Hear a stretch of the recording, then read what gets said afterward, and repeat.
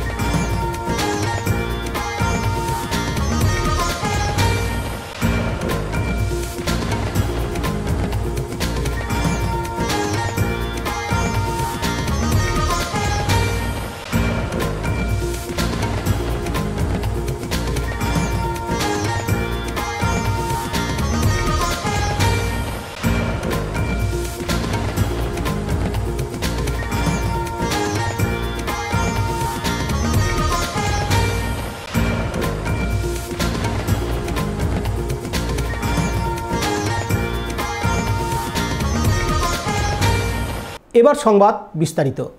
বিজেপির রথযাত্রার বিরুদ্ধে খোল করতাল নিয়ে পদযাত্রা সিউড়িতে। আজ সিউড়ির পুরন্দরপুরের তৃণমূল দলীয় কার্যালয় থেকে বিজেপি রথযাত্রার বিরুদ্ধে খোল করতাল নিয়ে সর্বধর্ম সমন্বয়ে একটি পদযাত্রার আয়োজন করা হয়। মূলত সাম্প্রদায়িক সম্প্রীতি বাড়ানোর লক্ষ্যেই এই পদযাত্রা। সিউড়ি ২ নম্বর ব্লকের ৬টি গ্রাম পঞ্চায়েতের নামদল খোল করতাল নিয়ে অংশগ্রহণ করেন। এই পদযাত্রায় অংশগ্রহণ করেন জেলা পরিষদের সদস্য অরুণ সাহা, জেলা সংখ্যালঘু সেলের চেয়ারম্যান নুরুল ইসলাম, হিমাচল দে, চিন্তা বাগতি, অশ্বিনী মণ্ডল সহ তৃণমূল নেতৃত্ব। অপরদিকে খোল করতাল নিয়ে কীর্তন মিছিল রাজনগরে। 5 রাজ্যে বিজেপির নির্বাচন বিপর্যয়ের পর বীরভূম জেলা তৃণমূল সুপ্রিমো অনুব্রত মণ্ডলের নির্দেশে জেলার প্রান্তিক অঞ্চল রাজনগরে আজ বিকেলে খোল করতাল নিয়ে কীর্তন মিছিলের আয়োজন করা হয়। রাজনগর ব্লক তৃণমূল কংগ্রেস সুপ্রিমো সুকুমার সাধুর নেতৃত্বে 75টি কীর্তন দল অংশ নেয় এবং খোল করতাল বাজিয়ে গোটা রাজনগর এলাকা পরিক্রমা করে।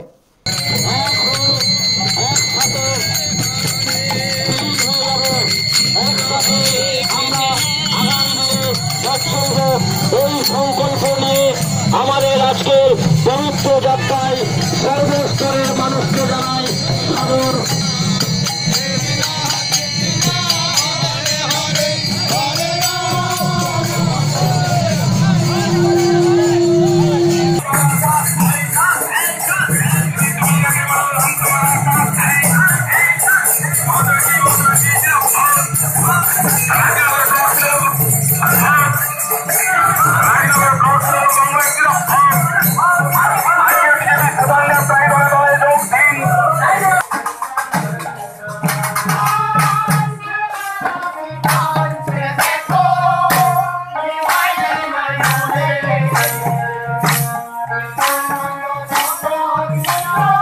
প্রীতিময় চ্যাটার্জি এবং উত্তম মণ্ডলের report, Birbhum RC TV, Suri ও রাজনগর। গতকাল সিউড়ি 1 নম্বর ব্লকের খটঙ্গা থেকে একসঙ্গে 3টি অজগর উদ্ধার করা হয়। গতকাল বিকেল নাগাদ খটঙ্গা 2 নম্বর বালিঘাট থেকে 3টি পূর্ণবয়স্ক অজগর উদ্ধার করেন সর্পপ্রেমী তথা জাতীয় বন্যজীব অপরাধ নিয়ন্ত্রণ ব্যুরোর সদস্য দীনবন্ধু বিশ্বাস।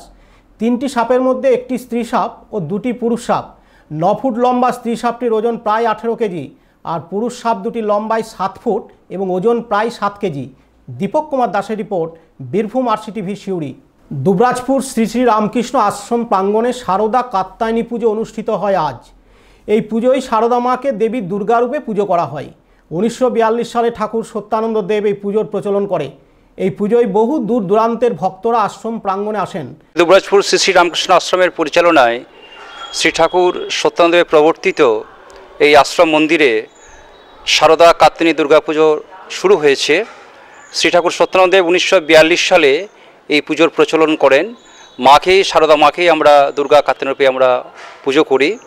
ষোড়শোপচারে বিশুদ্ধ সিদ্ধান্ত পঞ্জিকা মতে ষোড়শোপচারে মায়ের 4 দিন ধরে পুজো হবে এবং নবমীর দিন আমাদের বিশ্বকল্যাণ যজ্ঞ এবং ভক্তসভার ব্যবস্থা করা হয়েছে। এবং এই পূজাকে কেন্দ্র করে ঠাকুর পরবর্তীকালে আজ থেকে 57 বছর আগে তার গুরুর নামে, স্বামী অভেদানন্দের নামে তিনি অভেদানন্দ মেলা প্রবর্তন করেছিলেন। সেই মেলাও শুরু হয়েছে এবং এই পুজোকে কেন্দ্র করে প্রচুর ভক্ত সমাগম প্রচুর ভক্ত এসেছেন বিভিন্ন প্রান্ত থেকে এবং সাধু সন্ন্যাসীরা প্রচুর এসেছেন। গতকাল 13ই ডিসেম্বর আমাদের সাধু সম্মেলন হয়ে গেল, এখনও বহু সাধুরা আছেন এবং এই পুজোকে কেন্দ্র করে বিভিন্ন সাংস্কৃতিক অনুষ্ঠান, যাত্রা, নাটক, কবিগান, আঞ্চলিক সমস্ত প্রোগ্রামগুলির আয়োজন করা হয়েছে। আগামী 19 তারিখ পর্যন্ত মেলাটি চলবে আর পুজো 4 দিন ধরে চলবে। এভাবেই আমরা মাকে দুর্গা রূপেই আমরা অর্চনা করি।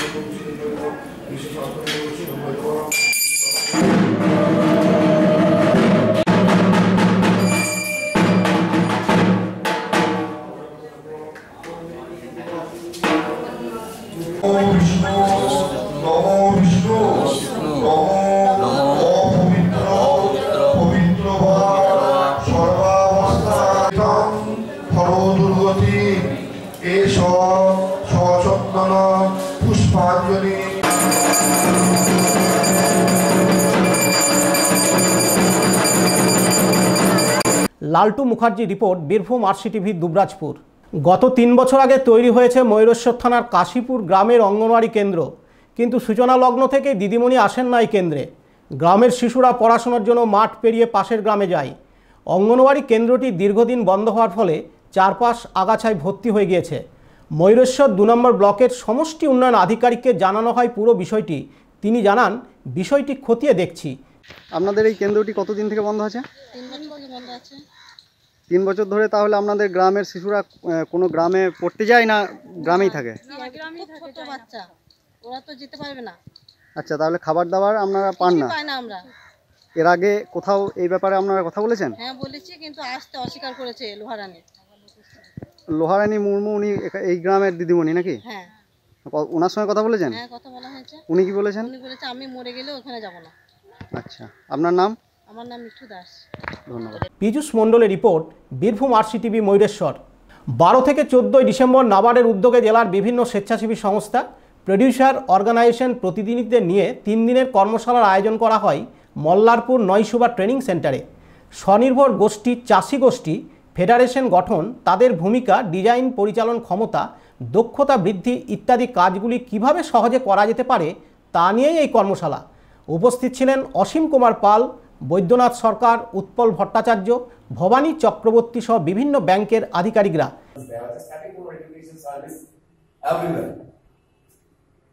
আপনারা যারা মেয়েদিকে নিয়ে ঘোরাঘুরি করছেন, মানে তাদেরকে মিটিং এ ডাকছেন, তাদেরকে ব্লক মিটিং এ ডাকছে, পঞ্চায়েত মিটিং এ ডাকছে, সবাই মিটিং এ ডাকছে। দ্য রিজন বিহাইন্ড দ্যাট, এই এমন ঘটে গেল আমাদের দেশে যে all on a sudden shifting হয়ে গেল, ইম্পর্টেন্স অফ শিফটিং হয়ে গেল। কি কারণ ছিল? তার কি কারণ ছিল? ওই আমরা সবাইকে এটা জানা দরকার, তবে না আমি বুঝতে পারবো গভীরভাবে কেন আমাকে আগিয়ে নিয়ে গেল। যদি বাপর একটা হাত দিতে না থাকে, বারবার হাতটি মারতে যায়, তো আরেকবার যাবে না, তাতে কোনো অসুবিধা নেই। তো আমি এখন বৈদ্যনাথ সরকারকে বলবো আমাদেরকে অনুপ্রাণিত করার জন্য, বলার জন্য, with special emphasis on reading, JNG, credit management.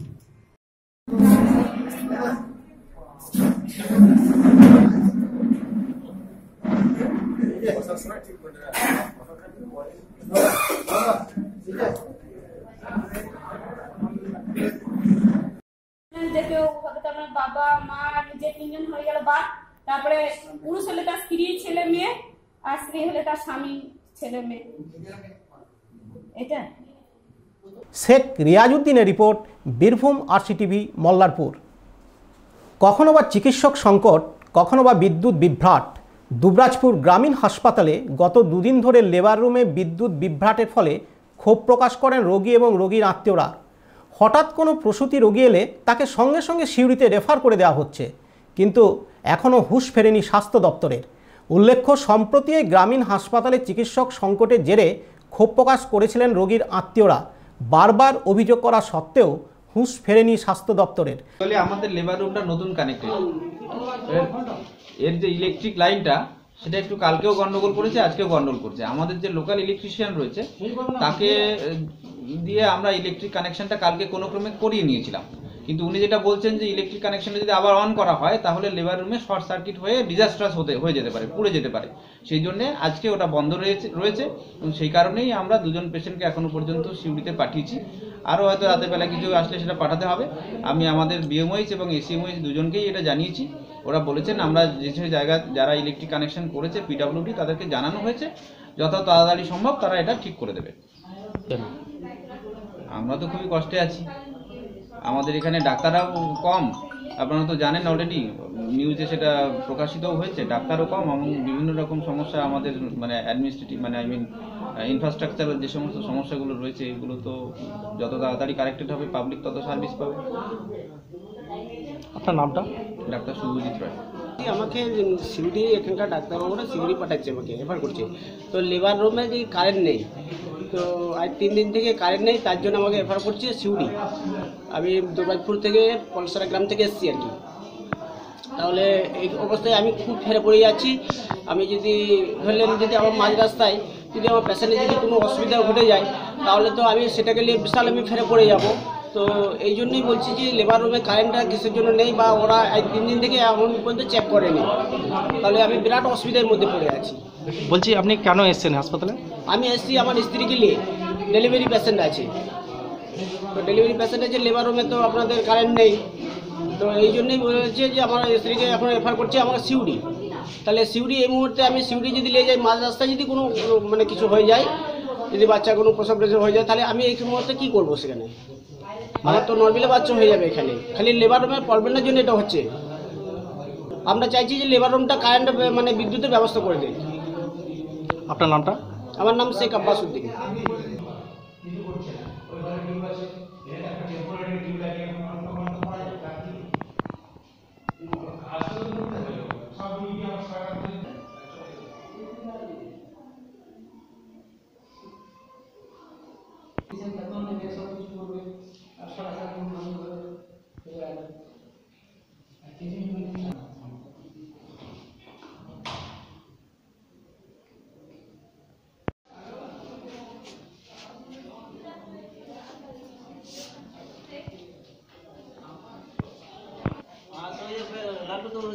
Laltu Mukherjee report, Birbhum RCTV, Dubrajpur. সিউড়ির Sidhu Kanhu মঞ্চে গতকাল থেকে শুরু হয়েছে 8ম বর্ষ বীরভূম জেলা নৃত্য গান মেলা। এই মেলা চলবে 18ই ডিসেম্বর পর্যন্ত। প্রশাসন ভবনের সামনে থেকে সিধুকানু মঞ্চ পর্যন্ত একটি পদযাত্রার আয়োজন করা হয়। প্রদীপ প্রজ্বলনের মধ্য দিয়ে অনুষ্ঠানের উদ্বোধন করেন বিশিষ্ট সঙ্গীত শিল্পী শ্রীকুমার চট্টোপাধ্যায়। উপস্থিত ছিলেন অতিরিক্ত জেলাশাসক দিব্যেন্দু বেরা, সদর মহকুমা শাসক রাজীব মণ্ডল, স্বামী হংসানন্দ মহারাজ, লোকশিল্পী স্বপ্না চক্রবর্তী প্রমুখ। বীরভূম জেলা গান ও নৃত্য মেলার উদ্যোক্তা মৃণালজিৎ গোস্বামী জানান, এই মেলায় 1000-এর বেশি শিল্পী অংশগ্রহণ করবে। কলকাতার শিল্পীদের এক মঞ্চে সুযোগ করে দিয়ে তাদের মান উন্নয়ন করা। নৃত্য ও গান মেলা ভাবনাটা শুরু হয়েছিল নিছকই খেলার ছলে। অনেকে অনেক কিছুই করছে এখানে, সবাই 40 বছর 50 বছর ধরে গান শেখাচ্ছে। নাচের টিম আছে, নাচের মাস্টারের সঙ্গে নাচের মাস্টারদের ভাব নেই, গানের টিচারদের সঙ্গে গানের টিচারদের মন কষাকষি। আমার ভাবনা হচ্ছিল 40 বছর গান শেখাচ্ছে, 50 বছর গান শেখাচ্ছে, অনেক ছাত্র তৈরি করছে, একটা ছাত্রও সেই রকম জায়গা হয়তো পাচ্ছে না, সুযোগ নেই।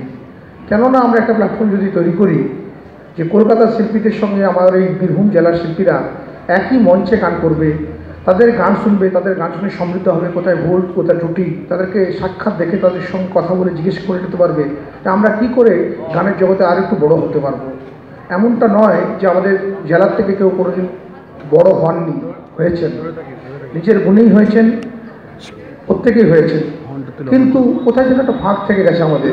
আমরা চেয়েছিলাম সকলকে নিয়ে চলতে এবং সেই চলার পথ ধরেই আজকে 8 বছরে পা দিয়েছি আমরা।